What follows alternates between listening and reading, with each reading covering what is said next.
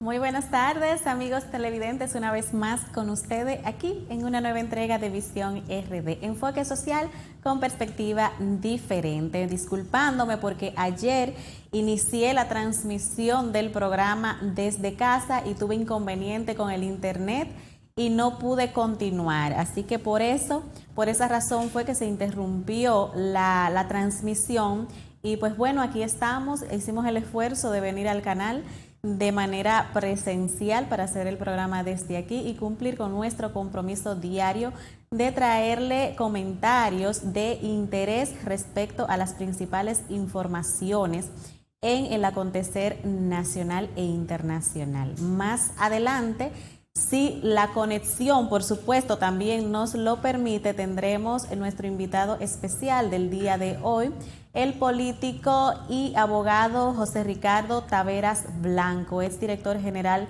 de Migración. Con él estaremos ampliando diversos temas desde política, seguridad del Estado, por supuesto, y lo que está desde ayer más en la palestra pública, lo que está causando mucho morbo, los dimes y diretes del ex procurador general de la República, Jean Alain Rodríguez Rondón y Díaz Rúas, ya que José Ricardo Taveras también es parte importante dentro de lo que es el caso Odebrecht, porque forma parte de la bancada de la defensa de uno de los imputados, en este caso Tommy Galán. Así que nos estaremos dando banquete más adelante, pero en lo que hacemos conexión con él, vamos a hablar un poco sobre un tema que ayer quería abordar y no tuve tiempo, por las razones que ya les expliqué, y es sobre el tema migratorio norteamericano. Señores, la vicepresidenta de los Estados Unidos esta semana ha estado visitando algunos países latinoamericanos para abordar el tema de la crisis migratoria. Al inicio del nuevo gobierno de los Estados Unidos, el gobierno de Joe Biden, que en su campaña electoral, su discurso generó muchas expectativas migratorias para los latinoamericanos, sobre todo, siendo los Estados Unidos el atractivo por excelencia para emigrar desde Latinoamérica y para los latinoamericanos tratar de mejorar sus condiciones económicas, ya sea por condiciones económicas o por seguridad, pero es el principal objetivo migratorio de los latinoamericanos. Y yo me tomé un tiempo aquí en el programa para, no para quitarle las ilusiones a aquellos que venían creando muchas expectativas positivas en torno al tema migratorio norteamericano, sino para tratar de dejarle ver una realidad que yo veía venir y que hoy está siendo reflejada y me está dando la razón en torno a lo que yo planteaba en ese momento. Y yo decía, una cosa es con guitarra y otra cosa es con violín. Si bien es cierto que el pasado gobierno, Donald Trump, tomó algunas medidas que para muchos resultaron ser drásticas y contraproducentes en materia migratoria, yo siempre las saludé y acepté que lo que buscaba el presidente Donald Trump de una manera apropiada o no, era contrarrestar contrarrestar de alguna manera esa avalancha que significa el problema migratorio para los Estados Unidos hoy día, dada la situación que se está dando, sobre todo en los países del Triángulo Norte centroamericano. Donald Trump hizo muchos esfuerzos para tratar de evitar el gran problema que hoy se le está presentando a los demócratas. Pero, como el tema migratorio, en términos políticos para los norteamericanos, resulta ser un tema muy espinoso que puede beneficiar o perjudicar a uno que otro partido, dependiendo de cómo lo manejen. Ha sido utilizado como una herramienta en el discurso de campaña para definir los resultados electorales. Y fue lo que sucedió ahora con los demócratas, sabiendo que esa era la debilidad del expresidente Donald Trump, utilizaron el discurso migratorio para poder persuadir y llegar a esa población migrante, esa población fuerte migrante que hay en los Estados Unidos, para ganar votos y así poder resultar favorecido en los resultados electorales de los Estados Unidos. Pero como se estaba dando la situación migratoria, en ese entonces yo decía, no, es que no es posible, ellos no van a poder cumplir con esos compromisos. En su discurso de campaña, ellos incitaron a la gente a emigrar hacia los Estados Unidos. Pero hoy hay un gran problema en la frontera, hay un problema que se ha desbordado, que esta nueva administración no ha encontrado la manera de cómo hacerle frente de una manera eficaz y garantizando los derechos humanos de los migrantes, porque no les interesa. Y ahora han llegado al punto de que desde antes ayer, la vicepresidenta Kamala Harris inició una agenda y visitó a Guatemala para buscar cuáles son los orígenes que están ocasionando las crisis migratorias desde los países específicamente del Triángulo Norte centroamericano, y se enfocó en el tema de la economía, el tema de la inseguridad. Pero hizo un llamado, instó a no vengan, o sea, le dicen a los centroamericanos, no vengan hacia los Estados Unidos. Se fue con la excusa de buscar posibles soluciones a los problemas que enfrentan esos países, Honduras, Guatemala, El Salvador, los temas de seguridad ciudadana y los temas económicos. De hecho, se está planteando Kamala Harris, o más bien hay una lista de empresas norteamericanas que están siendo señaladas como potenciales inversionistas en esos países para tratar de dinamizar la economía, crear fuentes de empleos para de esa manera evitar que la gente quiera emigrar hacia los Estados Unidos. Pero en el día de ayer estuvo en México. En México, que sirve como un puente para esos migrantes que van desde Centroamérica hacia Estados Unidos, para buscar entonces la manera de, con la ayuda de México, evitar que estos migrantes puedan llegar hacia los Estados Unidos. Pero no obstante a eso, tenemos también que los procesos migratorios, por el tema del COVID, se ha ralentizado todo lo que tiene que ver con los procesos migratorios. Pero también se están dando situaciones que anteriormente no estaban sucediendo. Y por ejemplo, en mi caso, que trabajo migración, Ya he tenido casos incluso de renovaciones de visa de menores de edad que nunca me había pasado, aunque sí, cuando se va a renovar una visa, usted está sujeto a que la embajada lo requiera a una entrevista de manera presencial, si así ellos lo determinan. No me había pasado anteriormente, pero últimamente sí ya me ha pasado, y me ha pasado con 2 menores de edad en una semana, que me han llegado la notificación de que van a tener que ir a una cita presencial. ¿Qué me indica eso? Me está indicando que la situación migratoria se está complicando. Se está complicando. Y cada día se piensa complicar más.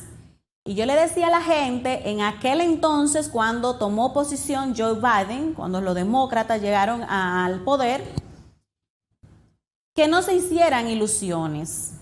Que no se hicieran ilusiones, porque la política migratoria de los demócratas es mucho más radical incluso que la de los republicanos, que son los llamados conservadores. Ha quedado evidenciado que esta administración no tiene el más mínimo interés de resolver los temas migratorios, y mucho menos de brindarles facilidades a los migrantes en materia migratoria. Hay que olvidarse de eso. Y mucho menos ahora. Y yo decía, bueno, pero es que en tema de pandemia, los países se van a cuidar mucho sobre cuál es el flujo migratorio que van a aceptar. Porque ahora lo que se busca es dinamizar la economía con el turismo, por ejemplo. Y para eso, a las personas que se le va a dar una visa para darle entrada a un estado X, ese estado receptor, lo que se va es a asegurar de que ese migrante sea un potencial consumidor de los productos internos, que le vaya a generar a ellos divisas, y no a quitarle oportunidades de empleo, puede ser, o algunas oportunidades económicas a sus propios nacionales. ¿Por qué? Porque todos los países en este momento lo que están es en crisis. Y sabiendo los países desarrollados que estamos atravesando una crisis económica global, pues lo lógico es que los países en vía de desarrollo, o los países pobres, dadas las circunstancias, se sientan más estimulados para tratar de buscar mejores oportunidades en esos países desarrollados, que aún siendo desarrollados también se están viendo golpeados en términos económicos por el tema de la pandemia. Entonces, no es que queremos ser negativos, no, lo que pasa es que queremos basarnos en realidades y no venderle sueños a la gente. Y yo lo hago esto con todo el ánimo de que la gente busque la manera de cómo subsistir en sus países, olvidándose, no renunciando, no, sino olvidándose por el momento de hacer sacrificios económicos, de hacer quizá préstamo para tratar de conseguir una visa o la vía de llegar a los Estados Unidos para establecerse allá buscando una mejoría económica que probablemente no vaya a tener ningún resultado. Entonces, si usted va a hacer un préstamo para buscar una visa, piénselo bien y trate de ver qué negocito usted se puede inventar. Porque la situación no está pintando bien en materia migratoria para los Estados Unidos. No está pintando bien. Y esa agenda exterior que ha iniciado la vicepresidenta Kamala Harris es un indicador y un llamado a los migrantes a no ir hacia los Estados Unidos. Dice, no vengan, no vengan. La cantidad de migrantes en la frontera, y sobre todo la cantidad de migrantes menores de edad, se ha duplicado en los meses de esta nueva administración. Y las condiciones de los migrantes en la frontera es precaria, es penosa. De hecho, incluso representantes demócratas han hecho duras críticas a su propio gobierno al respecto. Y se han referido al desinterés que ha mostrado la administración de Joe Biden en este tema a un nivel tal de que ni el presidente ni la vicepresidenta se han apersonado a la frontera para ver cuál es la situación de manera directa. No lo han hecho. Sin embargo, no han ido a la frontera, pero la vicepresidenta sí decidió venir a Centroamérica y luego irse a México. ¿Por qué no evaluar la situación primero en la frontera de primera mano y luego entonces buscar medidas y reunirse con esos primeros mandatarios de los países que están exportando la mayor cantidad de migrantes hacia los Estados Unidos para tratar de buscar una solución conjunta al problema migratorio? No simplemente decir no vengan, porque la gente está migrando por hambre, por necesidad y por inseguridad de esos países. Y los mismos demócratas criticaron ese llamado a no vengan. ¿Por qué? Porque las leyes norteamericanas establecen el derecho al asilo y eso sería negarle el derecho al asilo, violentando sus propias leyes. Y así es como anda el panorama migratorio norteamericano.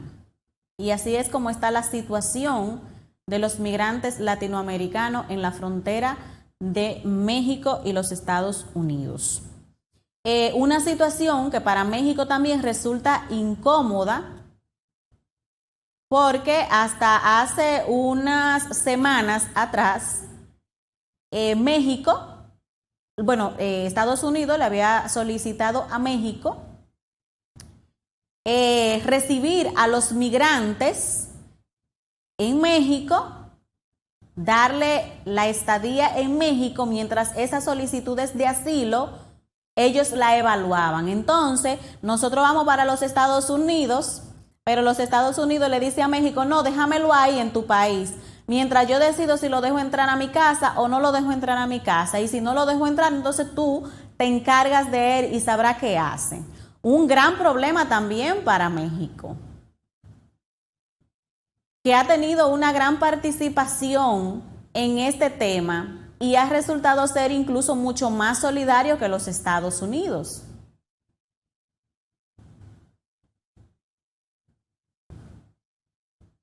Pero así es la cosa y así son las cosas de los norteamericanos. Pero vamos a ver, este es el panorama actual y esperemos que en lo adelante reconsideren y que ojalá lo que yo estoy diciendo hoy aquí y que dije anteriormente y que lo hemos podido ver que se ha ido efectuando de esa manera, todo eso cambie para mejor y para beneficio de los migrantes, sobre todo porque la gente no emigra por gusto. La gente emigra de sus países por necesidad. Nadie quiere dejar su casa. La gente que sale de su casa lo hace motivado por alguna razón de peso, en contra de su voluntad. Lo hace por necesidad. Así que esperemos que la situación mejore en ese sentido. Señores, vamos a hacer nuestra primera pausa comercial. No se muevan, que en breve regresamos.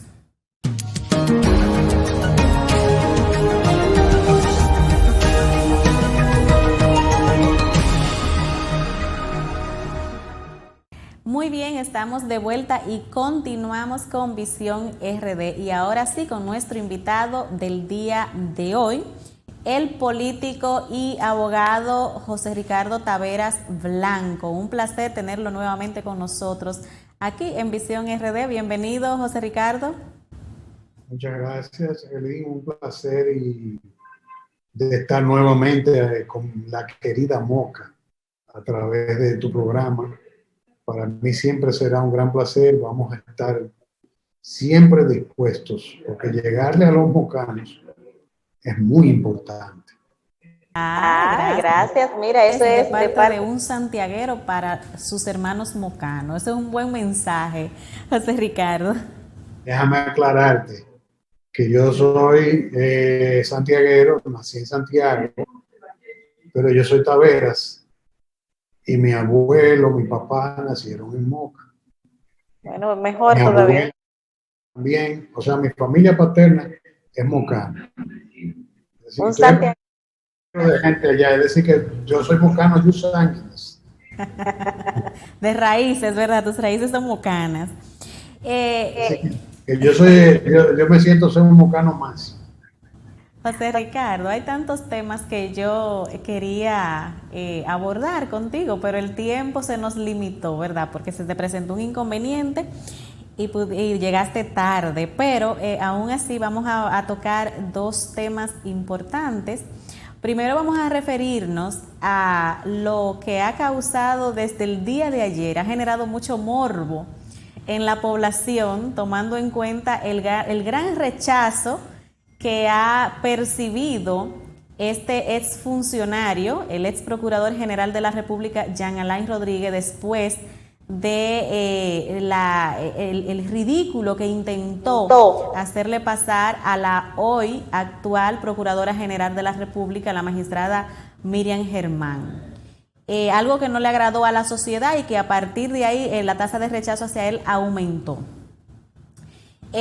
Siendo tú parte importante del caso Odebrecht, formando parte de lo que es la barra de la defensa de uno de los imputados en este caso, me gustaría escuchar tu opinión en torno a la carta que le envió, esa misiva que le envió el ex procurador al presidente de la República, alegando amenaza por parte de algunos imputados del caso Odebrecht, como el caso de Ángel Rondón, y por supuesto la respuesta por parte de algunos imputados, incluyendo a Rondón también, a esta misiva de Jean Alain hacia el primer mandatario.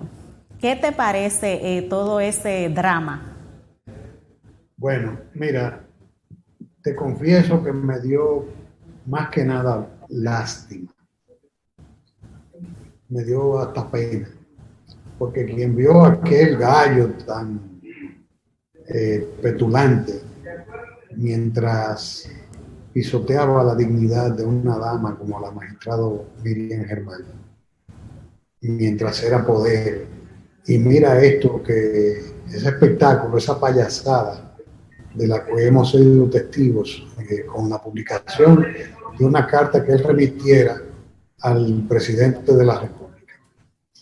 A esa carta hay que darle varias lecturas. Primero es un chiste. Un chiste porque no puede ser esa la persona que embistió contra Miriam. Usted no puede, desde el poder, tener una petulancia, una arrogancia como la que él exhibió y después venir a decir que se siente amenazado. Yo vi el video de Rondón en la entrevista en que él se refiere. Las amenazas que él supuestamente se le han proferido.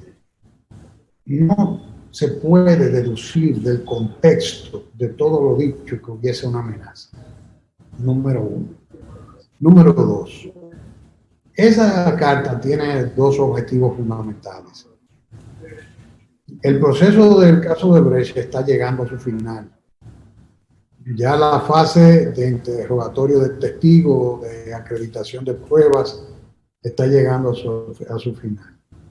Y cuando ese proceso llegue a eso, ya vamos a entrar ya en la etapa procesal del debate del caso, y yo estimo que para finales de julio, probablemente, muy quizás, tal vez, remotamente se vaya para agosto, pero ya es inminente el final del caso de Odebrecht, al menos en el juicio.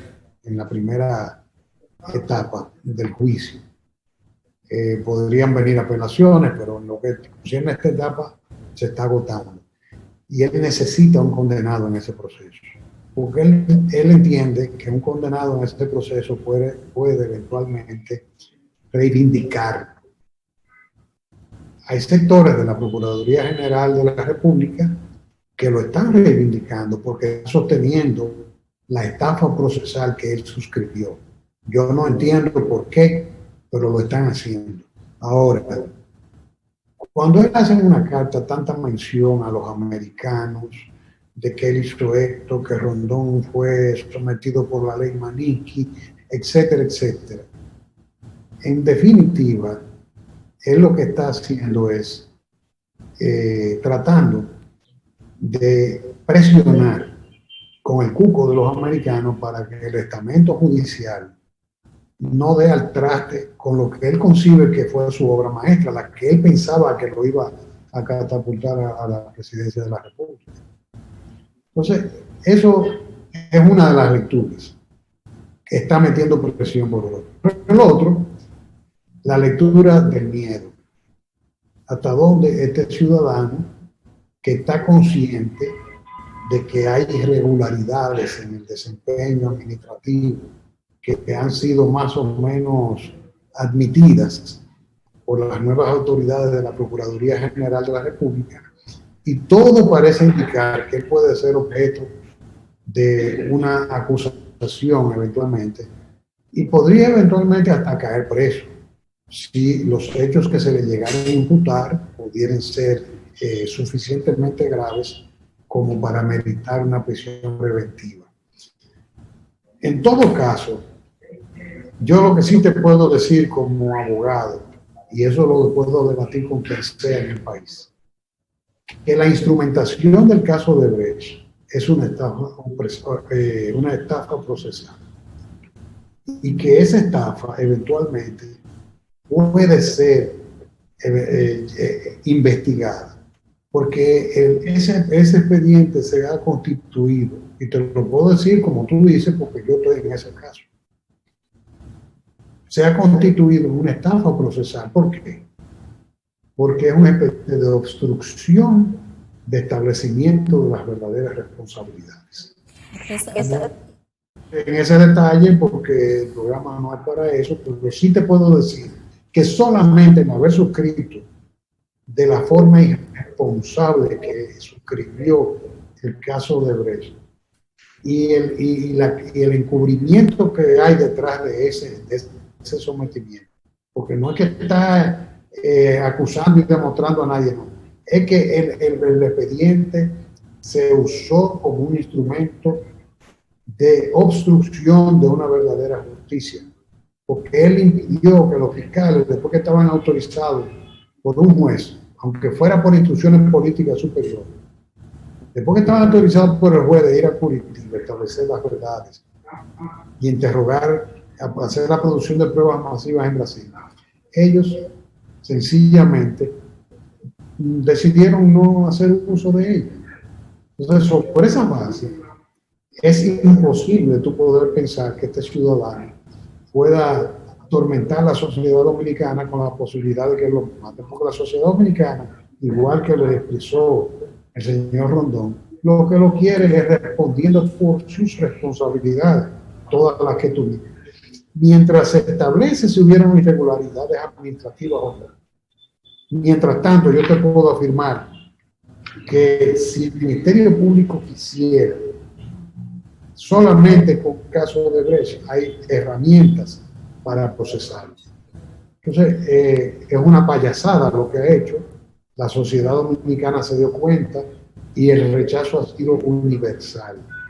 Es una lástima ver una persona pidiendo cacao de esa manera, por una denuncia de amenaza de muerte presentada ante el presidente de la República, que no tiene ninguna capacidad jurisdiccional. Un conocedor de las leyes, un supuesto conocedor de las leyes. Un gran ridículo. Mire, en torno a eso, José Ricardo, te iba precisamente a preguntar, y qué bueno que tú diste la respuesta, hiciste la aclaración antes, pero sería bueno porque la gente está a la expectativa, la gente sabe que en algún momento le va a tocar un llamado a la justicia, al ex procurador, pero por ejemplo, en torno a todo lo que él hizo respecto al caso Odebrecht, ¿cuáles serían los cargos por lo que probablemente él pueda llegar a ser imputado en torno a esto? Bueno, yo pienso que él debe ser investigado porque, en primer lugar, todo el que conoce medianamente el caso de Odebrecht sabe que el Odebrecht ciertamente incurrió en prácticas desleales de comercio a través de sobornos. Ellos lo confesaron, número uno. Pero también todo el que ha estudiado el caso de Odebrecht sabe que esos sobornos se produjeron a través de transferencias de una caja que ellos le llamaban caja B. Y desde esa caja B manejaron fondos ilícitos, no solo para sobornos, también como parte de políticas de evasión de impuestos. Financiaron campañas electorales, etc. Entonces, todo el mundo sabe que Odebrecht era propietaria de el Mail Bank en Antigua. Y todo el mundo sabe que todos los sobornos de Odebrecht salieron del Mail Bank, recogieron varios bancos y fueron a parar a cuentas controladas por las personas sobornadas. En el Perú se pudo establecer eso porque los fiscales fueron a Curitiba, interrogaron al señor Jorge Barata, que era la persona que tenía la representación de Odebrecht en Perú. Y por eso ocurrió incluso el evento del suicidio del expresidente Alan García. Porque el señor Barata dijo quiénes eran los codinomes, o sea, los nombres en clave que tenían los sobornados en el sistema, en la contabilidad de sobornos que ellos llevaban. Ellos dijeron, por ejemplo, ¿quién es fulano de tal? Fulanito de tal. ¿Y cómo le llegó el dinero? Cuando salió de Mail Bank, transcurrió a través de tales bancos y tales bancos y tales bancos y llegó a esta cuenta. ¿Quién controla esa cuenta? El ministro de Trabajo, de Transporte y el ministro de la Presidencia. Sobre esa base, entonces los fiscales ya llegaron incluso a un acuerdo con el ministro de Transporte, que es el que involucra al presidente Alan García y termina suicidándose. En la República Dominicana eso no existe y al no existir, obviamente, no existe el caso de Odebrecht. Entonces, ¿eso por qué pasó? Porque yo creo que un juez, la Fiscalía, el Ministerio Público tendría que investigar, pero un juez debe conocer por qué, después de haber sido autorizada la producción de pruebas masivas en el extranjero, por qué ese ciudadano no permitió que los fiscales fueran a Curitiba. ¿Por qué? Eso es obstrucción de justicia, porque la única forma de saberlo era interrogando al señor Vasconcelos sobre quiénes eran los codinomes vinculados a la República Dominicana y de qué manera transcurrió el dinero desde Mail Bank hasta las cuentas controladas por los sobornados. Y resulta que aquí eso nunca se ha hablado de eso en el expediente de Odebrecht. Y además de eso, cuando tú te pones a calcular el problema que hay con el caso de Odebrecht en el país, la investigación de la periodista Alicia Ortega fue mucho más lejos de la que llegó la Procuraduría, porque fue con la periodista Alicia Ortega que el país se enteró que había un codinome que era del señor Andy Dawaje, otro que era un subadministrador del Banco de Reserva, otro que era del presidente de la Bolsa de Valores, y esas personas admitieron tener transferencias, a esas personas las archivaron, esas personas no fueron, eso no fue un juez que evaluó esos archivos, fue un archivo administrativo del Ministerio Público.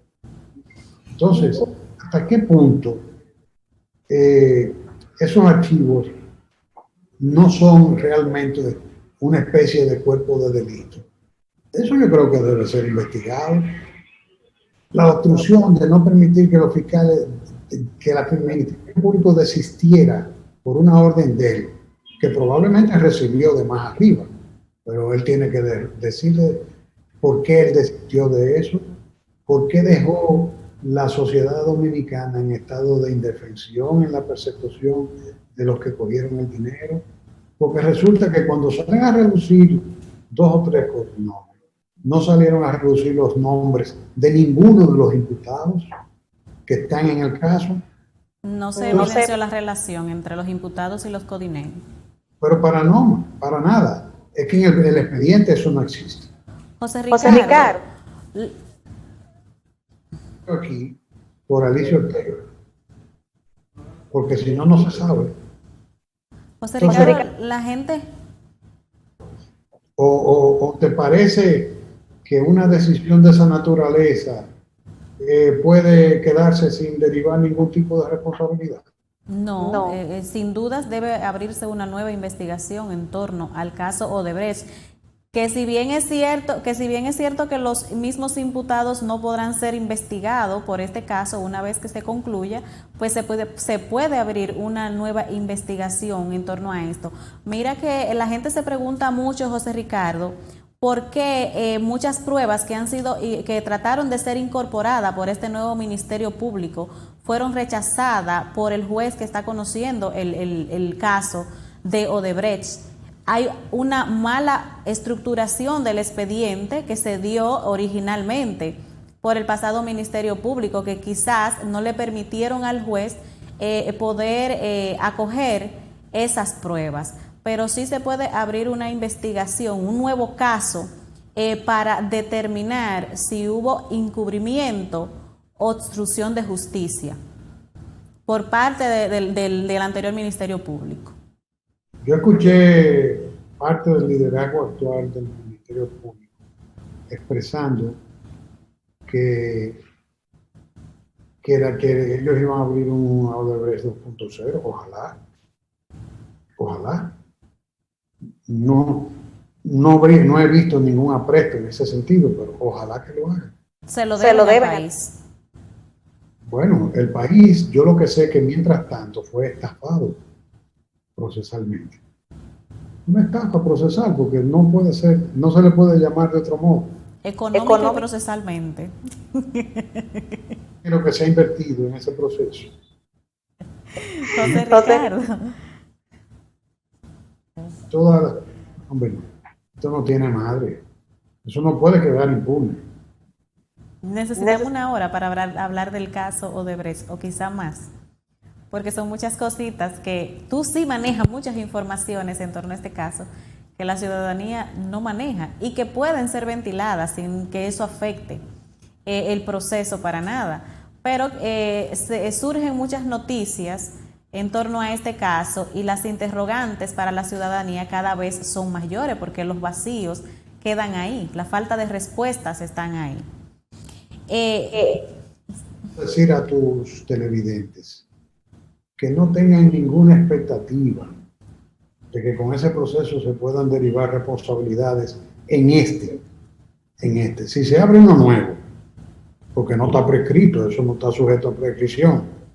Si se abre uno nuevo e investigan bien, es posible. Pero en este caso, la mejor sanción que pueden dar los jueces es decir que el Ministerio Público estafó procesalmente al país y tienen que sacarle punto por punto, porque como tú acabas de anotar, pruebas traídas por los cabellos. ¿Tú crees que es posible que tú traigas, te burles del pueblo dominicano sometiendo una declaración de Vasconcelos donde él dice, yo no puedo decir que fulano se le dio dinero, tal vez lo ayudaron para la campaña, yo nunca presencié que se entregara nada, cuando todo el mundo sabe, el mundo completo sabe que lo que los sobornos si lo vieron, porque también no se puede partir del hecho de la admisión de Odebrecht de que dio dinero. Eso jurídicamente no tiene ningún valor, porque Odebrecht dijo que dio dinero, pero ¿en qué contexto lo dijo? Cuando se estaba salvando de una persecución en los Estados Unidos que la iba a sacar de la bolsa de valores. Por eso negociaron y pagaron la que se reputa como la multa más alta de la historia, que se estima como unos $3.000 millones. Eso se dice, fue lo que oí en un momento determinado. Pero si es así, basta con que ellos lo digan, porque ellos pudieron negociar y haber dicho, dimos aquí, aquí, allí, acullá. Y los americanos, que les encanta manejar información y guardarla, clasificarla, para poder extorsionar políticamente cuando lo necesitan, no dicen nada. Pero ¿en qué contexto tú dices eso? No, si tú lo dices, tú lo pruebas. Porque ellos se salvaron de la persecución penal, sostuvieron la compañía en la bolsa de valores y obviamente ellos siguen operando. Entonces, en la República Dominicana, el proceso ha sido un fiasco por eso. No, basta que Odebrecht diga que dio soborno. No basta. Tiene que decir, como dijo en Brasil, bueno, el dinero lo di, salió de tal sitio, llegó a tal sitio y ese fulano de tal. Pero él no lo tienen, eso no ha sido probado. Porque hay un origen, un destino en ese dinero y eso tiene que ser corroborado. Claro, porque eso no pasa de ser un indicio. Una prueba indiciaria siempre debe estar sujeta a corroboración. Eso es así. En otro orden, José Ricardo, vamos a cambiar de tema porque el tiempo se nos está acabando y aunque sea de manera superficial o somera, vamos a tocar el tema del río Masacre. Y luego en otra intervención ampliaremos el tema, pero sí me gustaría que habláramos un poco sobre esto, sobre el desafío de las autoridades haitianas a ya iniciar los trabajos de desvío del río de manera unilateral y de la tibia posición de las autoridades dominicanas en torno a esto. Toda vez que hay un tratado de división fronteriza de 1929 y que hay un tema que no se ha señalado nunca en los medios de comunicación y que tampoco lo han tocado las autoridades dominicanas, y se habla mucho del tratado de 1929 para hacer referencia a los reclamos sobre la decisión de Haití, y poco se habla también sobre el protocolo de 1936, una decisión del entonces presidente Trujillo para subsanar un problema que se presentó con la firma del tratado fronterizo en 1929, que se hizo en un momento donde Haití no tenía autoridades o un gobierno legítimo en ese entonces, y que por ende todo acuerdo que se haya hecho con el Estado haitiano en ese momento también se podía poner en tela de juicio, y que por eso entonces se hizo el protocolo de revisión de 1936 para darle la legitimidad que requería ese tratado de 1939, pero que las autoridades dominicanas no hacen mención de ello, y sería bueno que tú, como conocedor del tema, te refieras a la importancia de eso y a nosotros acogernos a ese marco legal del protocolo de 1936 para tratar este tema. Sí, mira, lo que ha irritado a la sociedad nacional es primero el silencio cómplice del gobierno. Los haitianos comenzaron con una situación, de hecho, abrieron una canalización del río, y desde aquel lado lo que se oía eran voces de las autoridades haitianas diciendo que lo harían, gústele o no le guste a los dominicanos. Con posterioridad a eso, de manera discreta, como es pertinente, la Cancillería hizo una nota verbal comunicando la oposición del gobierno dominicano, lo cual es todavía lo plausible en el marco de una primera reacción de un Estado que está siendo inminentemente agredido. Esa nota verbal no tuvo ninguna respuesta en principio, y lo que ocurre es que después de la nota verbal lo que tenemos es la información del presidente Moïse, que después de haber coincidido con el presidente Abinader en Quito, dijo como vocero de ambos, les digo que de cuándo a dónde vocero del presidente Abinader, que ambos harían oídos sordos a los nacionalistas dominicanos y haitianos y que continuarían cooperando. Y se dijo en ocasión de esa declaración como que se entenderían con el tema del canal. A esa declaración que ya de por sí pone en auto a la sociedad nacional, viene y le sucede un encuentro de la Comisión Mixta Bilateral, del cual sale un documento, un protocolo, en el cual se ponen de acuerdo en la creación de una comisión técnica para el estudio, el análisis de las cuencas hídricas de la frontera. Eso hasta ahí está bien, pero resulta que ese documento reconoce el derecho de Haití a canalizar, a beneficiarse del río. Hasta ahí también está bien, porque si es un río internacional es normal que se beneficien los dos estados. Este no sería la primera vez, ni aquí ni fuera de aquí. Una de las principales presas más grandes del mundo es la de Itaipú, que está entre Paraguay y Brasil, y esa presa es la que genera el 100% de la energía que consume Paraguay y el 20% de Sao Paulo, de la energía de Sao Paulo, que es una súper y mega ciudad.